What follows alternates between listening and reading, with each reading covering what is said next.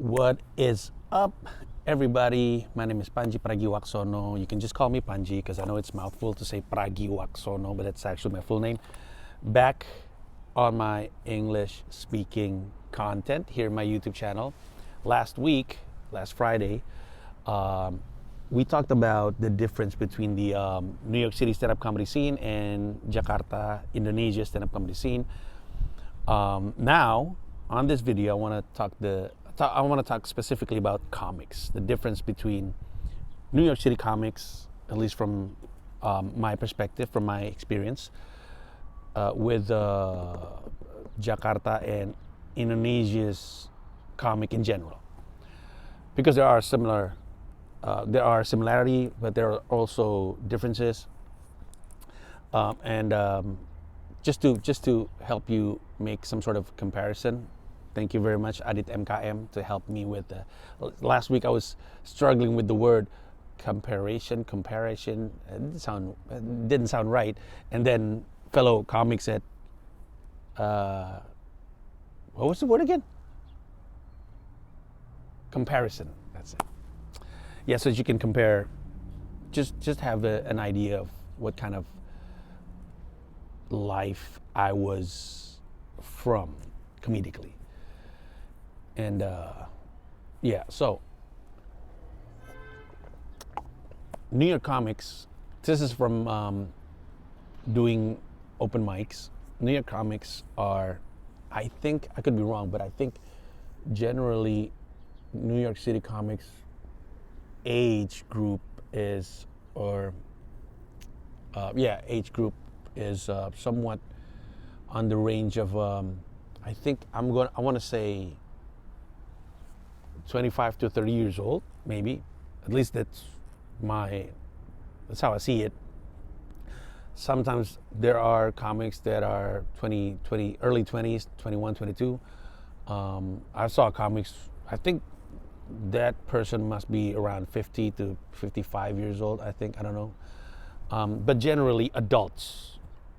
Comics in New York are basically adults, right? And this is the major difference with Indonesian comic, because most Indonesian comics are basically kids. I don't want to say kids, but college students. It's a young people's art in Indonesia. And I remember I mentioned this one time to Kevin Sanchez and Joshua Pallet, and they were like, but why? What are they talking about? They haven't lived life enough to have experiences and perspective and stories to tell, which might be true, but there's always things to say. And you know how when we do stand up, we always talk about things that are close to us, which is the case with comedians in New York, because I'm going to get to it. I want to talk about the topics that New York comics have in their act, on their set, in comparison to Indonesian comics. But so mostly comics in Indonesia are young. They're college students. It's a very young art form, although the professionals are in the age group of 20 to 30 years old. Still, we don't have a lot of comics that are in the age group of 40 years old. Not a lot. Several. And I don't think we have comics that are in the age group of 50 to 60 or maybe 70 years old. It's different. Stand up in the US started out, I don't know, I want to say 50 or 60 in the 50s or in the 60s, whereas in Indonesia the scene blew up in 2011.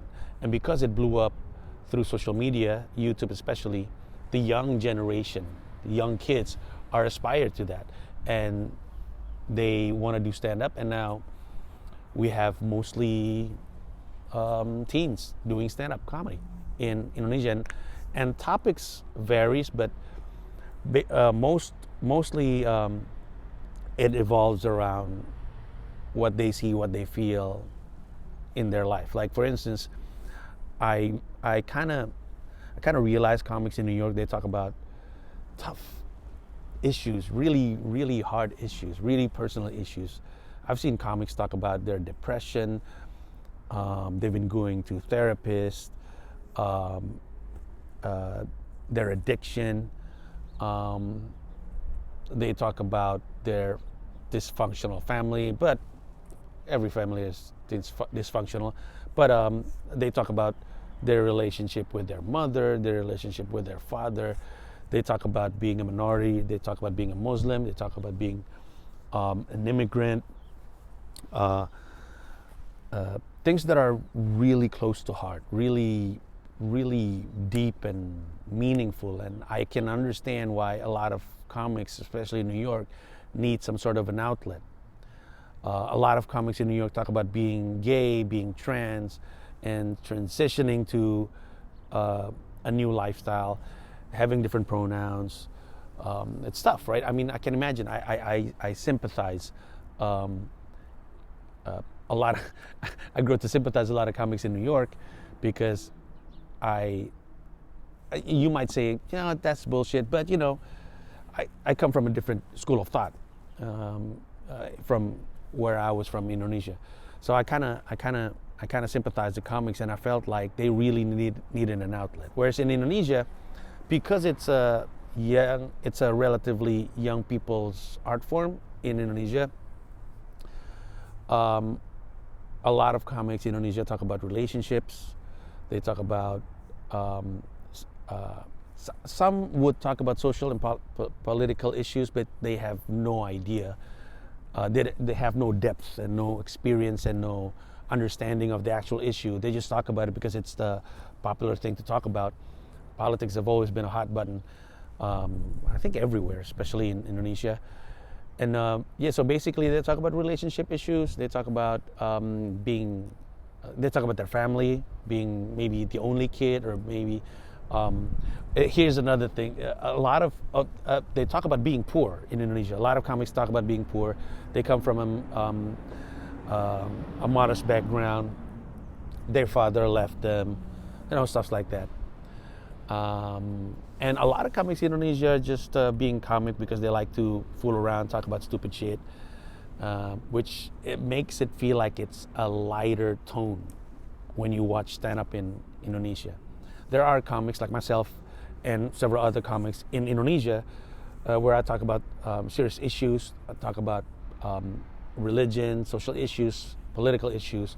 But for the most part, a lot of comics in Indonesia just talk about things that are close to them, and because they're basically just kids and teens, they talk about life in general, and nothing too deep because they haven't lived through life and felt that this is all actually a fucked up thing to be to be experiencing life in general. Age group, topics, what else? I think one of the interesting differences between comics in New York City and in Indonesia is that, to me, I feel I'm happy to see a lot of comics going on stage and telling people about being gay, being trans.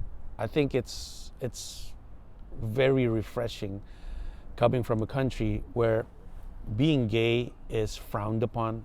It's changing, but because it's a majority Muslim country, being gay or being trans is frowned upon. Although there is one particular trans who is very famous and very well accepted in the nation. His name is Bunda Dorce. God bless her soul, because she died just like weeks ago.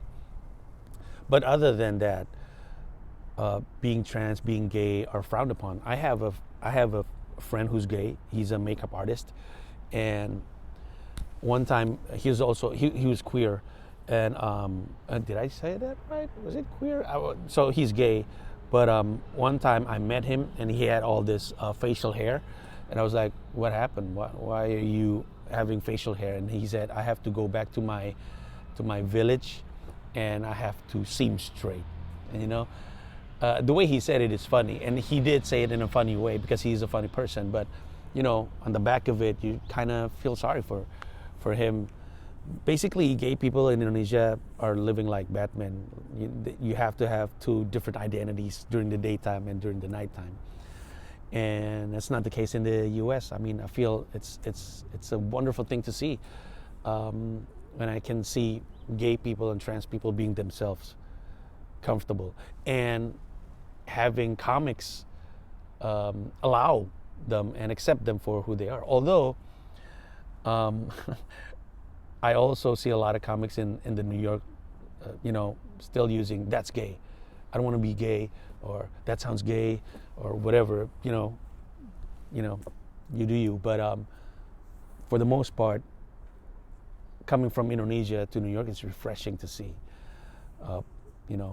People, young people especially, being able to be themselves and comfortable in their own skins. It's interesting. I think it's very interesting.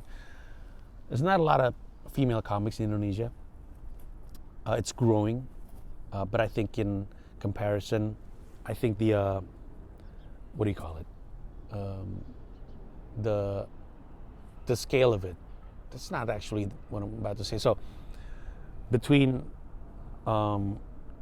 female comics and male comics in U.S., it's more or less the same, the amount of comics between men and women in Indonesia. It's a growing thing, although I would say female comics in the U.S. have more in numbers. I mean, I don't know what the word is, but I'm trying to explain this. Maybe like 70 out of the 100% comics in the New York City, or maybe in the U.S., maybe 35% of them are female.